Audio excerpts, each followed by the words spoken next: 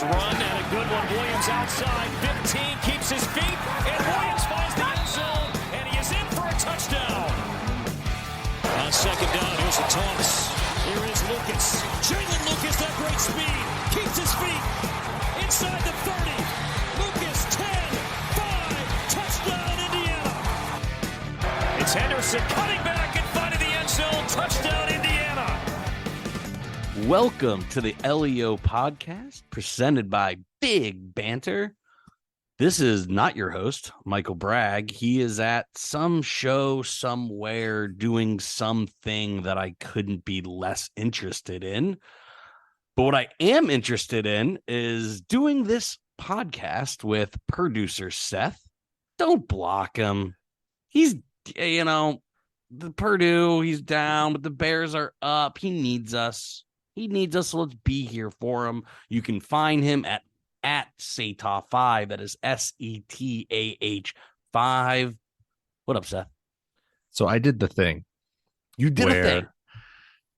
You set out your roster. You're in a really close fantasy football matchup, and you're like, you roster baited. Holy smokes! I'm 1-3. I can potentially get to 2-3 and save my season a little bit here. And I took a little bit of a nap Monday afternoon. I was tired. I'm old. Yeah. I missed the alert that Aaron Jones was out. I needed him to get 7 points to win. I get a text at 8:25 from Bragg saying, "Thanks for the win, I guess?" Question mark.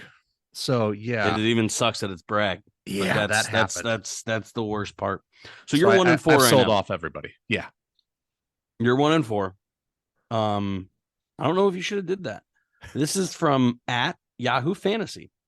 You ready for this? You're 1-4. You still have a 10% chance to make the playoffs.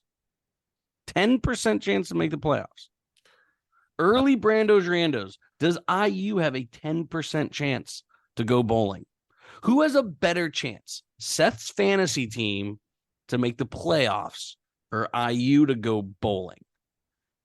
Oh boy, you'd really have to analyze my roster and the amount of IR players I have right now. I'd say it's IU. IU has a greater than 10% chance. Yeah, I don't think it's much higher. I mean, maybe 20%, but you have a 10% chance. No, I don't. That doesn't apply to me. I'm not in that lucky 10. I can tell you that right now.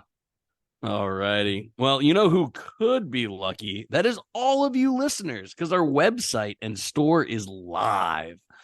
T-shirts and stickers, we still got them. It's still 25% off. And not this Saturday, next Saturday, it's beautiful. It's homecoming. Buy your merch, stop by the tent, take a shot with Bragg, and get your gear. As you know, our podcast or our tailgate will be there. Bragg will have his flags up. He's got an IU and Arsenal one, right? Isn't that what he flies? So buy your merch, stop by the tailgate, get your stuff. If you don't want to do that, pretty lame. But what you should do, you should follow us. We're on Instagram, we're on Threads. Seth does about 99% of our Twitter. It's not X, it's Twitter. And guys, you can still be the 100th follower. You could be it. I don't recommend it, but you could unfollow and refollow. I'm just saying, play that game. If all of you play that game, who knows? Could get crazy. I'm not sure that's the way math works. But we also have our Patreon. We've had a few people trickle in every week. It's been great. You guys have gotten ad-free podcasts. We got some exclusive podcasts and other content coming up here soon. In-season reviews, player intros, as well as I can't pull this off. I'm going to read from the teleprompter, as well as other ill shit. I don't think I couldn't say that and make that sound cool if we wanted to. Yeah. But basically, remember those little interviews we have? Imagine if those just went away and they went behind a little Patreon paywall. Yeah, that may happen here soon. We'll see how that goes. Players, possibly media people. And we had, who was the indie star guy last year? Was it Kiefer? Kiefer's on. He's real good friends with Bragg. So again, that's the kind of stuff we'll put out for Patreon members. If you're not a Patreon member, you get stuck with me. And me. Talking game number 6. Who are we playing, Seth? It's the Wolverines of Michigan. Ann Arbor. It's Mr. Portnoy himself. Do you think he'll be at this game? Big noon? Of course. I think Portnoy will be there. Yeah, if there's any kind of lights, camera, or action around, that's where big Portnoy likes to be. Yeah. They're 6-0. And who could have seen it coming? They have had to have the easiest schedule of all time. ECU, 30-3. UNLV, 35-7. Bowling Green, 31-6. Rutgers, 31-7. Nebraska. Closest game they've played. Yeah. I mean, Rutgers is probably the best team they played, honestly. Nebraska, 55 or 45-7. And then Minnesota, 52-10. Minnesota looks awful. Just awful. Their quarterback's garbage. Minnesota's down bad. When is it? I already mentioned it's this Saturday. It's big noon.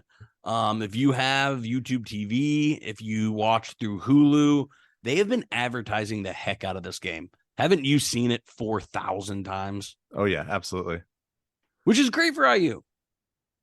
Maybe. The lines come down, Seth. Can you believe this? Down a point. People betting IU. That's how it works, right? When money comes down, money's flowing in. Yeah, I think this is one of the illusions where they played down for those first 3 weeks against those non-conference teams, and those are actually the closest games they've had so far, except for Rutgers. And now that they're even going on the road in the Big Ten, they are just demolishing people. So I think it's a little bit of a finicky line, but still, it's a big line. It's a big line. Over under 45. That's weird. So if Vegas thinks Michigan's winning by 34, right? I mean, this one's going down too. This one was up, 46 earlier in the day. So like, I'm not a math major, but Vegas thinks this is probably something like 35-10, right? Mm-hmm. 35-10. Just keep that in mind when we do predictions here. The series 61-10. IU has won one of the last 3 seasons. Okay, anything else to cover? He always likes to add a little optimistic, line whenever he can. He's trying to paint positivity. Let's talk about the coach. I'll call him the first one. His nickname is Captain Comeback. Do you want to give the other nickname that Bragg gave him? He rips on me for having these too, but those Lululemon khakis they're comfortable. I mean, they're expensive, but they're breathable. It's great. I don't have the khakis. I have the joggers. Ooh, I have 2 pairs of them. They're male leggings. Yeah, they're great. It's literally all I want to wear are my Lululemon joggers. Yeah, I'm wearing my knockoff Adidas ones right now because you can only afford so many pairs. Let's be real. Oh yeah. Two is probably. I overextended my budget with 2, to be honest. And it's sweat season. Oh, it's so good. He's in his 9th season. Seemingly having probably the best season he's ever had, the best outlook. It's going to be all about how he closes, right? I mean, this team is built for a championship run. If anything other than them being in the final, what is it, like mid-January, is going to be a letdown for him. Every single thing, it's all an appetizer. He has 2 games circled on the calendar. It's Penn State, it's Ohio State, and then the Big Ten. Sorry, I'm laughing because whoever from the Big Ten West they have to play, if they ultimately beat Penn State and Ohio State. This is a team geared towards that Final Four. Yeah. I think we saw Maryland ain't it. No. Maryland ain't it. Ohio State played terribly in the first half, and then as soon as they played in the second half, cruise. So yeah, they do have. I'll have a little bit in Brando's Randos here. They do close out with Penn State, Maryland, and Ohio State. So Maryland is kind of the sandwich game. Yeah, trap game. But we'll talk about that later. Their offense is kind of weird. Yeah. 51 total offense. And when you play that schedule, it's a little concerning. Now they're super efficient in it. They're scoring 37 points a game. They're the number 17 scoring offense. Their red zone numbers are through the roof. Their third down numbers are through the roof. But their overall yardage, a little bit of a slog going full field. Are you surprised by that?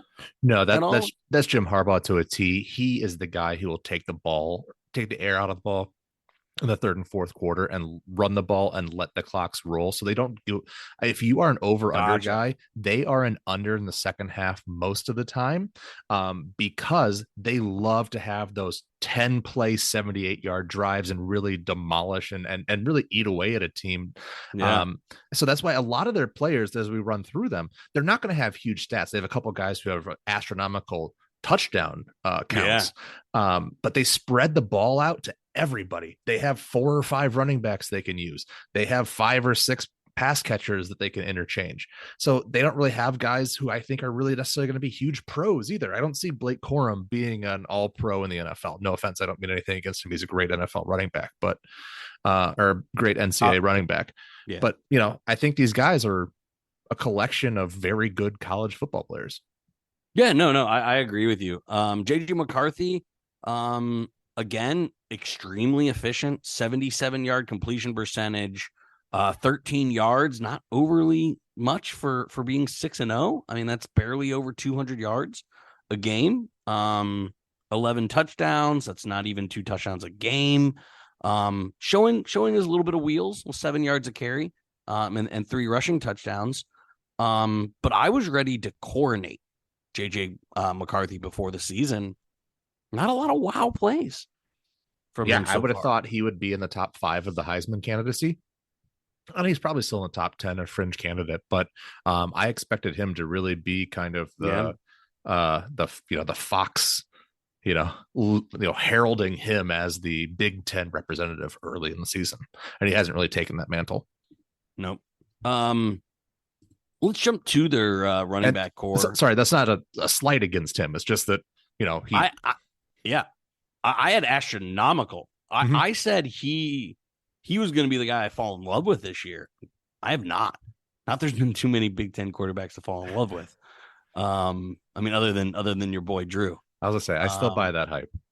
But I mean, outside of Tolly and Drew, kind of a rough season for Big Ten quarterbacks. Yeah. I mean, we know what's going on at Michigan State, at IU, at Purdue, at Iowa, at Nebraska, at Minnesota. I mean, Mordecai's shown it here and there, but I even think I bet if you ask Badger fans, they've been a little disappointed with Mordecai. Who's the third best quarterback? I was probably going to say McCord. I was probably going to say Mordecai. I saw him in person in Purdue, and his ability to scramble when he's on, made Purdue look silly. I don't know if he can do that against kind of the higher tier Big Ten teams, but at least against them he could. I mean, Altmaier looks awful. McCord's probably still 4th or 5th, though. I mean, you say he's not top 3, but he's not too much farther down. I mean, just because of look what you got. Right. I was going to say I said this in a tweet a couple of weeks ago. I said, this is what the face is a 9, but the rest is a 3. Like, that's what this league is. They have 3 teams who are the face, real nice up top. And then everybody else is just kind of flabby, saggy, bad personality. Like there's just something wrong with them. They got a little bit of stank on them. And that's what the Big Ten is this year. Who's the moobs? Is it Nebraska? I was going to say that at Illinois, but that might be an unfair association with Billama. So I don't want to. That's a good one. That's a good one. I don't want to shame anybody because I'm not exactly svelte myself. So, but yeah, let's talk about the running backs. Can we talk about these guys? I know. I want to go back real quick because I'm fascinated with lists. I'm this guy that I get sucked into lists and I'm biased here. But where does Taven fall in that? Well, I remember the list they produced at the start of the season. He's above Noah Kim for sure. Well, is he even starting anymore? No, he didn't finish out the last 2 2 games, I thought. He's above whoever's taking snaps at Northwestern. I'm blanking on his name. Ben Bryant, who was at Eastern Michigan and Cincinnati twice before now. Jeff Sims has been benched. Right? It's Heinrich Harburg. Yeah, who was tight end before that. I mean, just by elimination, he's got to be somewhere between 8 and 10, right?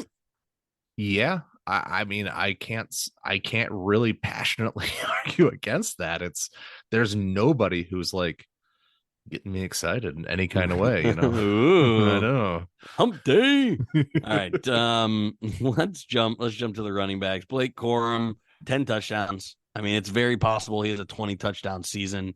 I mean, shoot, he could get 3 or 4 on Saturday. He's number 1 rushing touchdowns in the country. Now, Bragg has an interesting stat here. He thinks this Donovan Edwards. Now, he must be getting mop-up duty, which I don't watch Michigan games and mop-up duty. I've barely seen this guy play. Yeah, so Donovan Edwards is the change of pace back. He's a really good receiving back, and he also does some really good things. But the problem is, or sorry, not the problem, the benefit that Michigan has is they have a third back too, and I'm forgetting his first name, but it's Mullins. And he's like a 240-pounder, just a big old hawking hoss of a guy.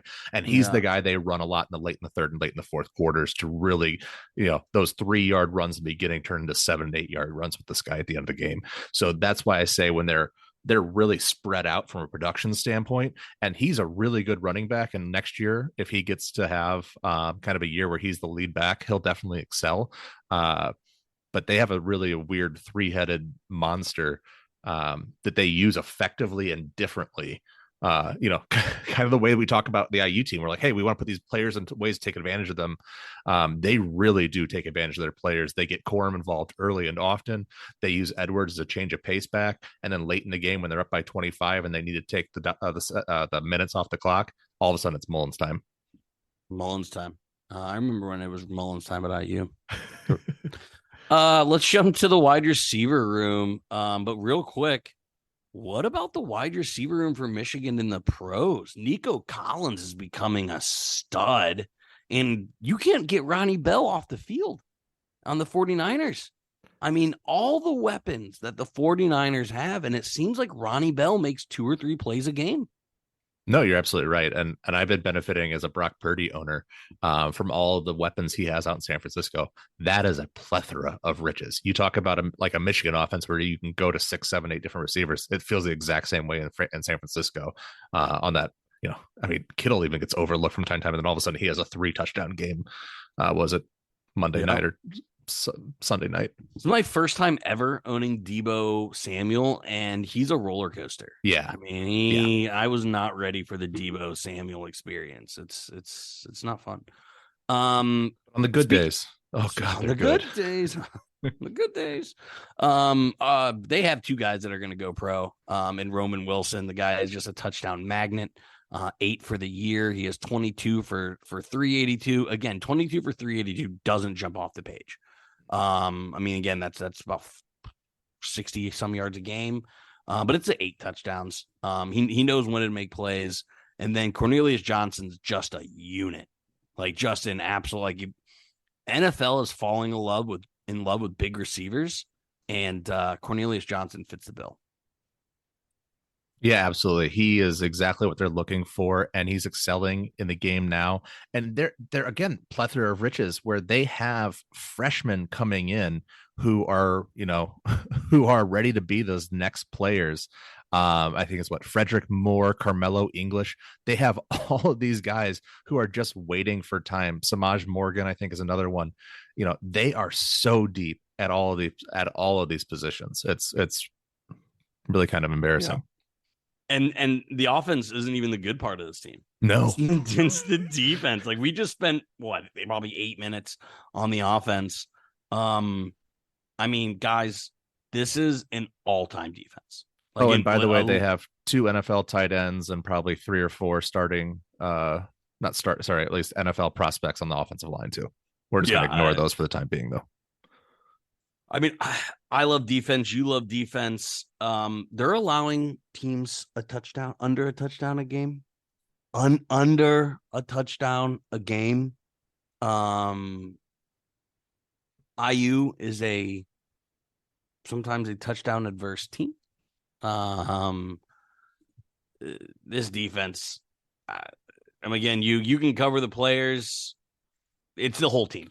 I mean, it's literally the whole team. Yeah, it's a little bit of I can't remember that's the up at Penn, they used to call their defense the Wild Bunch. I don't know if they still do it. They probably still do. It's one of their traditions. That's kind of how I've always how I've seen this Michigan team. They don't really have those superstars. They don't have the Aiden Hutchinsons. They don't have like kind of the Devin Bush, couple guys like that they've had in the recent years. But they have Junior Colson and they have Mike Sanistrel.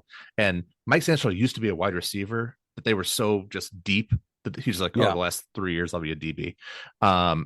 And those are two guys who I expected Bragg to put on the outline because both of them are probably going to be pros, probably going to be, day 1, day 2 picks.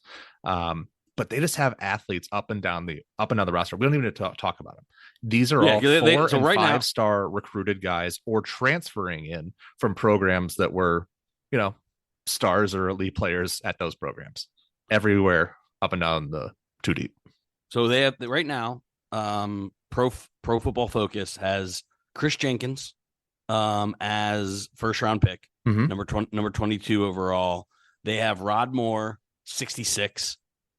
So be getting a third at safety. They have Junior Carlson as a 4th rounder. They have Mike Sandstrill, another DB, as a 4th round pick. Okay, so maybe it's a day 3, but yeah, yep. But still, I mean, that's 4 guys going in the top 4 rounds. And then I look at their 2s and their 3s, and all of them are 4 and 5-star guys from the last 2 recruiting cycles who would be starters on pretty much every other Big Ten team that isn't Michigan's, Penn State, or Ohio State. So that is why I think they absolutely obliterate Ohio State. I wouldn't be surprised. From what I've seen so far, Ohio State is a little bit of smoke and mirrors. They have a little bit more temperamental. They don't know exactly what they're getting from the quarterback position week in and week out. And I get the impression that Michigan State is on a business trip every single week. And they are trying to manufacture reasons to get angry at people. We can talk about Jalen Lucas and his little, bulletin board material, whatever little slights they think they're going to be able to use to their advantage, they're going to leverage. Jim Harbaugh and it pisses me off to no end. He's the ultimate. Nobody believes in us. Okay. They were ranked. Him and Kirby Smart. Second to start the season. They were ranked no lower than second in any Big Ten poll. It's like, who the hell do you think you are to try to leverage this position that nobody believes in you? Hey, Jim, we believe in you. Okay. Don't you? I mean, I don't know how to tell you any other way, but yeah. But whatever axe you need to grind to get these guys sharp, do what you got to do. But the truth is, this is a team that's built for the playoffs, and IU is a team that's scratching and clawing, for a win. Oh yeah, I was going to say for a bowl appearance, but yeah, absolutely for a win. And so it's just 2 teams on 2 different levels, hoping for very different outcomes. I shouldn't say that. One team's hoping for an outcome, and one team's expecting an outcome. I mean, honestly, the last time you felt good about IU was second half Louisville. And that seems ages ago. But there's hope. There's hope. Don't you do this to me. We've had a week off and you've allowed it to kind of blunt yourself. I have. We're so excited. You are seething with anticipation for the hope and optimism of what not Walt Bell might bring. You didn't even care what the name was that came after it. You were just like, oh, not Walt? Sweet. Let's roll. And I want more of that from you. Where's that excitement at, Brandon? I know. You're still telling me 7 to 10 points. That's what we're going to expect. 7 to 10 points. I'm going to tell you something. All right. So who you watching? Tell me who you're watching. I'm watching Jalen Lucas. He talked a big game. He's got to back it up. You can't give these guys bulletin board material and then go out there and play and get, 7 touches for 17 yards. You have to go out there and you have to show up. You have to say, hey, I'm a sophomore at IU. We say we have the same type of athletes as you do. Well, prove it, buddy. That's what you got to do. I normally say, who's the B guy? Because they're not going to let the main players beat you. No, this time he opened his mouth. He's got to show up and he's got to play. Yeah. Yeah, I don't disagree. So I had a caveat here because I do this a lot. I answer a question without or I answer a question without what the question really was. So I have, what players are you watching on the offense? My answer, Seth, the offense. Well, yeah, I mean, it's the I offensive want to see coordinators. What are they Taven doing? throwing the ball downfield. I want to see Taven not running the ball. I want to see Jalen not playing running back. I want to see Cam out. I want to see targets for Cam Camper. I want to see plays in the middle of the field. This is what I'm going to be watching for. So yeah, is that a cop-out answer? Yes, I'm going to be watching everybody and nobody, because for me, this game doesn't matter on individual performances. This is, give me faith that an offense is going to be ran. I need 10 to 12 outside the pocket throws for Taven Jackson. We're talking rollouts. We're talking bootlegs. We're talking those play actions that kind of move the pocket, that aren't really true rollouts, but they're kind of mini rollouts where the whole line moves over. That's what I expect to see. Some kind of getting him to use his option, illusion of his legs to benefit his arm. 100%. 100%. And then for defense, I have one guy. For me, Andre Carter, he will show he's a pro in this game for a reason that you mentioned. Probably 60 to 80% of their line will play in the NFL eventually. Andre Carter, this is your chance. If you can put up some highlights against Michigan, that's what the scouts are going to watch. They're not going to watch you feast on Indiana State. They're not going to watch you feast on Akron. No, what they're going to watch is how you do against other pros. So Andre Carter, this is why you came to IU. This is why you left the MAC to come play against NFL caliber football players. Let's see you, stud. This is a contract tape game. This 100%. is the difference between a 4-year, semi-guaranteed rookie contract where he's getting, $4 to $6 million because he's in the top 48 picks, or, he's on a pretty much a year-to-year, $1.2 million deal. This is the game that cements whether or not, which of those scenarios plays out. Yep. And you're absolutely right. It's a high pressure game against elite competition. So this is the stuff that you want to see, Mel Kiper Jr., putting up the reel of this game on that Thursday night or Friday night. 100%. Couldn't agree more. My guy is Noah Pierre. And I put it because I think he's the guy who's most impactful in the run and the pass game, or I shouldn't even say the pass containment game. Because he's such an effective blitzer, he has to be controlled in the way that he blitzes. He has to be able to maintain outside leverage because JJ McCarthy can run. He can threaten to run. So you really got to keep that outside leverage, move him back inside where the secondary defenders can really come and rally up and stop him. But at the same time, he's also going to be effective in coverage, because the way that Michigan loves to beat you is kind of these long developing pass plays, the long, deep crossing routes, the inside wheels, the outside wheels, and these kind of, slow developing. And of course they love like the screen game too, very effective screen games. So Noah really has to know when he can leverage himself in the pass game, when he has to be for run support, when he has to be in kind of pass rush contain. So all three of those phases, he is integral. And, how he plays, I think, is going to go far, and how IU ultimately fares. When he's played well, the defense has played well. You've gotten A+, I don't know about A+, you've got an A-level play out of Andre Carter and Aaron Casey all year. That hasn't really been a barometer for how IU defense has played. When Noah Pierre's played well, the defense has played well. So I agree. I agree with you. I agree with you there. Yeah, I'd throw a Lou Moore in there too, just because he's effective as a playmaker, forcing turnovers. But yeah, I'd say those two guys are really the big barometers. Yeah, you know what can be a barometer for you? The Monon Track Club.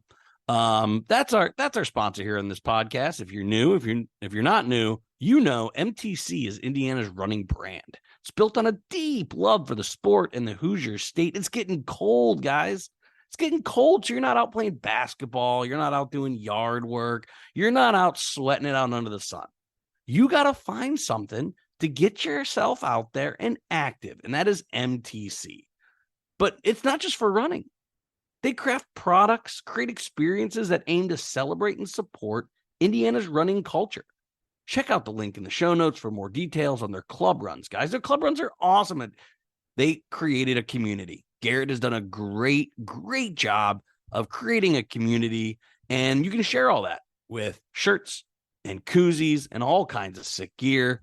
As a thank you to all of you, we are offering 10% off. Just use the promo code LEO10 at checkout.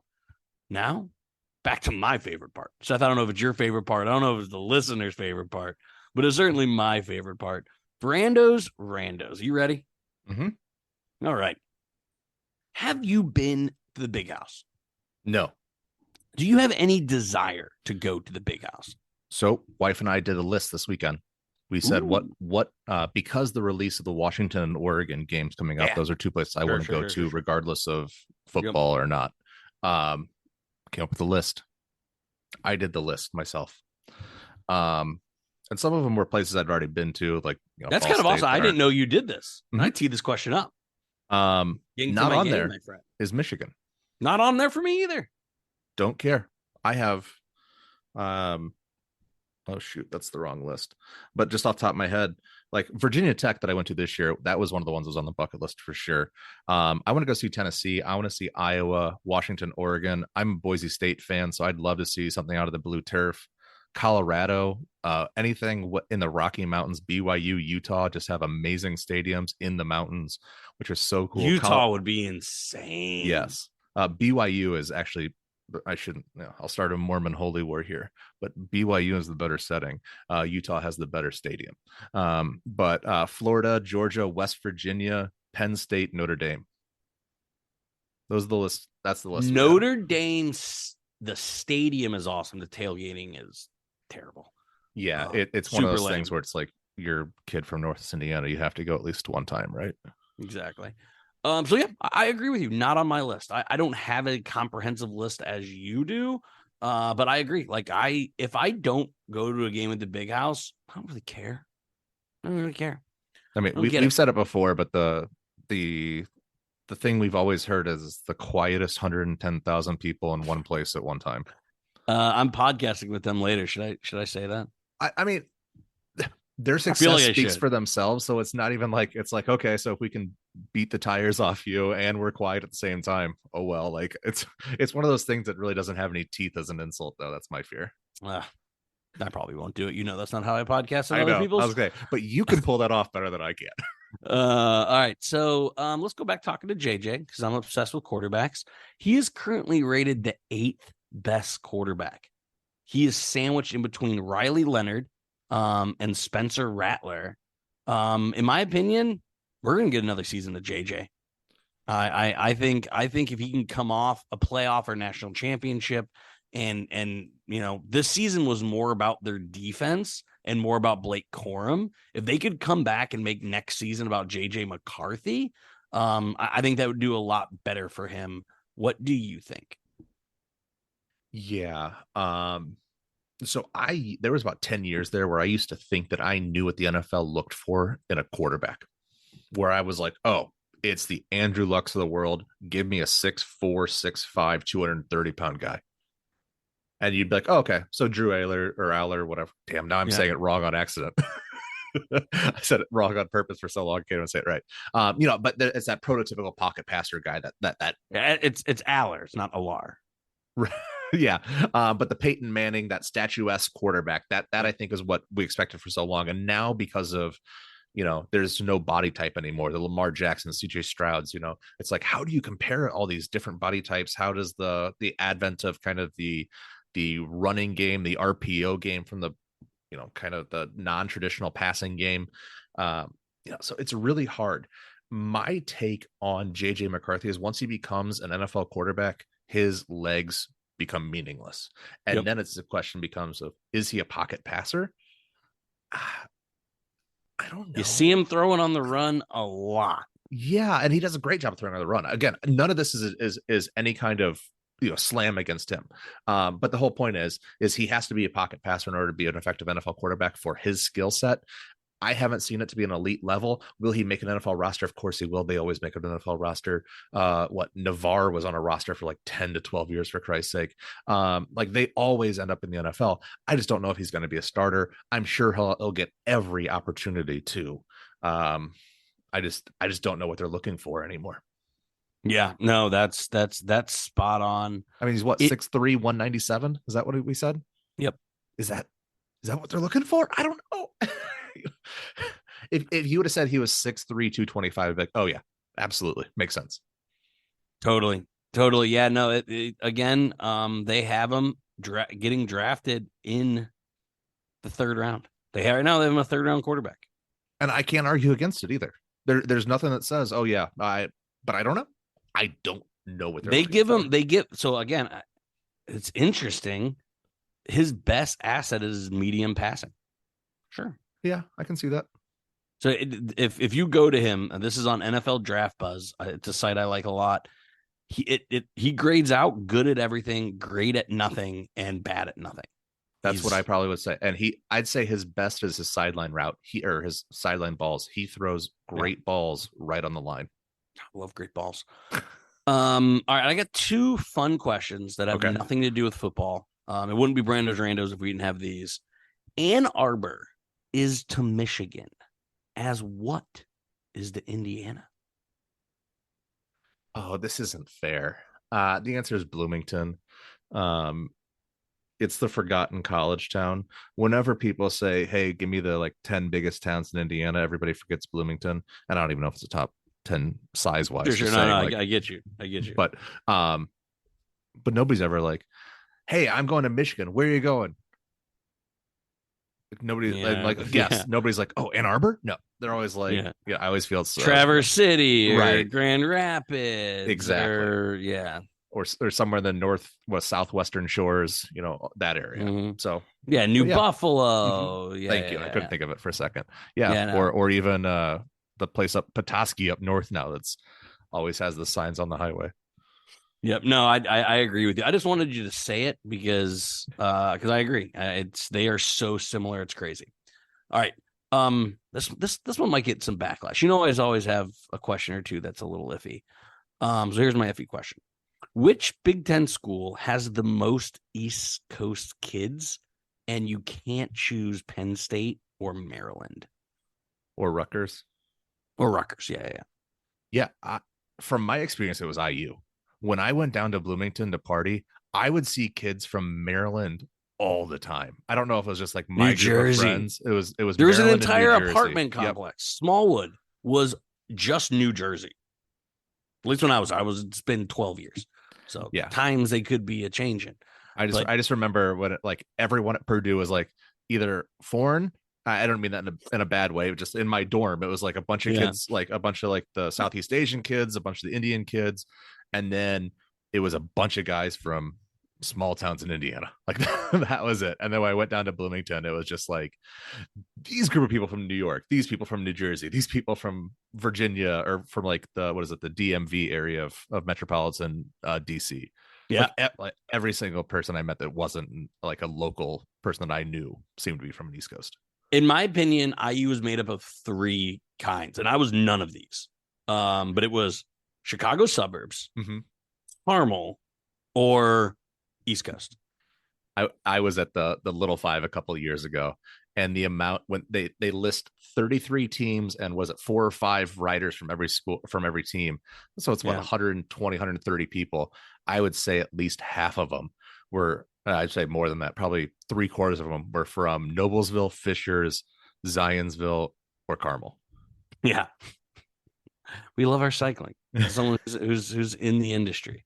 All right. Want to get to quick Brandon's bets. I don't have a lot here because honestly, I'd say stay away from this game. Personally, but I have 2 bets here. Tell me if you are fading or tailing. One thing that I love, I've been crushing it in both. It's the first year I've ever done this. Is doing a same game parlay and teasing better, like not choosing the spread, just a spread, or not just choosing the over under, but combining them and getting a better number. Mm-hmm. So the one I have for this game is IU plus 37, under 47. That pays out a plus 100. Is the over under that scares you? Yes. Yeah. You can go up to 48 and get it at minus 110 if you want to buy another point. Yeah. So I think Michigan's offense is really clicking right now. You've seen the points increase week over week. Yeah. They are now up to 52, and that's on a road, back-to-back road games are 45 and 52. IU is a better defense than Nebraska and Minnesota. Granted. Because I think it's going to be similar to the Rutgers game. I think IU and Rutgers are similar. Now, that was a month ago. But I think IU and Rutgers are similar. I see that game going similarly. I do. So this game going similarly. I don't want to throw off our predictions that are coming up here too much, but what I would guess is we are getting the best version of IU's offense on Saturday, the most imaginative version that we'll have seen through what is it? This will be the 6th game. Yeah. I fully expect them kind of coordinating, not for their lives, but to show off, a little bit of here's my personality, here's a little splash, here's a little dash, here's a little fire and spice. So that's what I would expect. I would expect where they get a little boost. What is it? Bragg says it for soccer coaches. They call it like a new manager boost, where like you get a new coach, you get an extra you're guaranteed a goal. Like the next week out. So that's what I think. I would expect IU to score a little bit more that we'd probably peg them for. So maybe closer to the 13-17 rather than the 7-10. But I think that Michigan's offense is really hitting on all strides and will be able to pick their, kind of their number. Pick their poison. Yeah. Gotcha. Well, do you want my home run bet? I can't believe this. Here's another bet that I've just been absolutely hammering, and it is both teams to score X amount of points. Yes, I've been doing this as well. This is a great one. Both teams to score 10 points. Mm-hmm. Plus 110. Yep. I'm on it. Plus 110. Are you kidding me? Again, not to spoil predictions we're going to do next here. To me, that's worth a little bit of a plus money sprinkle. That's worth a $10 or $20 bet. For both teams to score 10 points. Michigan is. Michigan it is. Vegas obviously doesn't think IU's going to do it. And you just need 2 scores in 4 quarters. So I teased this earlier, but my bet prediction is if the score is lopsided in the first half, let's hypothetically speaking here, like 31-7, bet Michigan under in the second half. They will just take the ball out. They'll score 14 points, 17 points, nothing higher than that. They will make it just a uneventful second half. Sure. If it is marginally close, let's say 17-7, where their offense just is a little bit funky, bet the over on the second half, because they will try to prove that their offense is back in rhythm in the second half so they can have a leapfrog into the next week. Okay. So that is my either or fulcrum bet. Okay. So I'm altered. Do you like IU plus 37? Yes or no? That's right on my number. I like it. Okay. It's actually under my number. I had to look. I had to double check my number. It's under my number. So then do you like? Hold on. This is great podcasting. I'm doing this. I'm literally doing math so you think that it's going to be more points. So how about this then? Because I'm willing to give what about IU plus 37 and over 41 points? It's the same bet. Yes. It pays out the exact same. Uh-huh. IU plus 37 over 41 points. There we go. That's the bet. Okay. I'll sign on to that. Cool. All right, let's get the predictions. We've been skirting around it enough. I'll go first. Actually, Okay. I'll do Bragg's first. He's keeping his the same 34-17. I think it's a little bit more one way and a little bit more the other way. I have it 37-6. I think I think it's valuable to put our scores for this game. You had before the season started. Yeah. You 34-17. Me 34-17. No, sorry, you were 38-17. Bragg 34-17. Me 34-17. So before the season started, we all had very, very similar scores. Yeah, I think this offense is worse, and I think they're about the same. I think our defense is what we expected. So I need to see it from our offense. And I haven't seen it. I mean, let's look at the Akron game, the first half of Maryland. And I think that's the offense needs to prove it. So 37-6 is what I got. What do you got? So I was looking at some of the past scores, and they've kind of played down to some of IU's teams in the past. Yeah. And so I've kind of foreshadowed this a little bit before. I think the offense has kind of a 13 or 17 point game. Again, that's not a huge number, I understand, but that's an improvement over what it has been. And I think you see the signs of an offense that can build a little bit of an identity for the last 6 games. So I will put that number optimistically at 17. And I will say that the Michigan kicks a lot of field goals, and let's put it at 40. So I'll put it at 40-17. Dang, 57 points. Yeah. It's a lot. That's a lot. All right, so we'll see. I have won the last 2 predictions. So I've been awful. You've been atrocious. God awful. I've somehow been like the most optimistic one on here too. Bounce back week. I think say your score one more time. Oh shoot, 40-17. 40-17. That is a 23-point loss. That's a win. 17 points against this team. That's a win. 40 is about right. I think they score between 35 and 40 points, which is where I landed on 37. So I think you're spot on. I think you're optimistic on the offense. I hope so. Final statements. This game was always going to be a loss. Yeah. I don't think there's anything to take away on the scoreboard. Watch the game and what goes on. How does Andre Carter look? How does our offense look? Those are way more important than whatever the score is in this game. That's my final statement. Because this game needs to be treated like a warm-up game, which sounds insane when you're going to get blown out. But this needs to be playbook in place, players in place, a run through for Rutgers. Because next week, homecoming is must win. It is 100% must win.